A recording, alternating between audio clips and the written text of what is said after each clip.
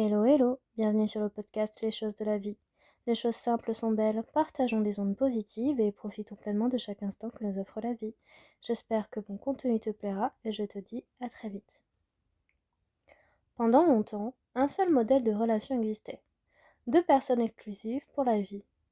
Aujourd'hui, de plus en plus de gens explorent d'autres formes. Les relations ouvertes, la polyamorie, l'anarchie relationnelle. Est-ce une libération ou une fuite? Est-ce que ça fonctionne vraiment? On explore aujourd'hui ça sans aucun jugement. Alors de quoi parle-t-on exactement? Il y a plusieurs modèles qui existent sous un terme général de non-monogamie éthique. Tout d'abord, la relation ouverte. Ce sont deux personnes en couple qui acceptent que chacun puisse avoir des relations sexuelles et parfois émotionnelles avec d'autres dans un cadre défini ensemble. La polyamorie, c'est l'idée qu'on peut aimer plusieurs personnes simultanément de façon romantique ou sexuelle avec le consentement et la connaissance de tous les impliqués. Ce n'est pas de la tromperie, c'est de la transparence. Et enfin, l'anarchie relationnelle, un modèle qui refuse de hiérarchiser les relations amoureuses, amicales et familiales et défend la liberté totale de chacun dans ses connexions. Pourquoi est-ce que ça attire de plus en plus de gens?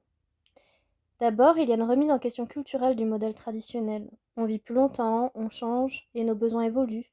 L'idée qu'une seule personne peut tout nous apporter, la passion, la stabilité, l'aventure, la profondeur intellectuelle, la complicité quotidienne, est peut-être une pression excessive.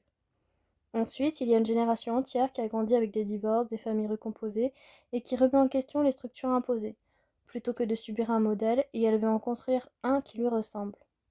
Est-ce que ça fonctionne? La réponse honnête, pour certains oui, pour d'autres non. Et souvent, l'échec n'est pas dû au modèle lui-même, mais à la façon dont il est mis en place.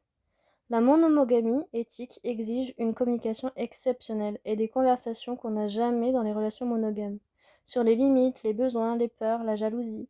Oui, même dans ces modèles-là, la jalousie existe. Et sur le temps, l'énergie, les priorités.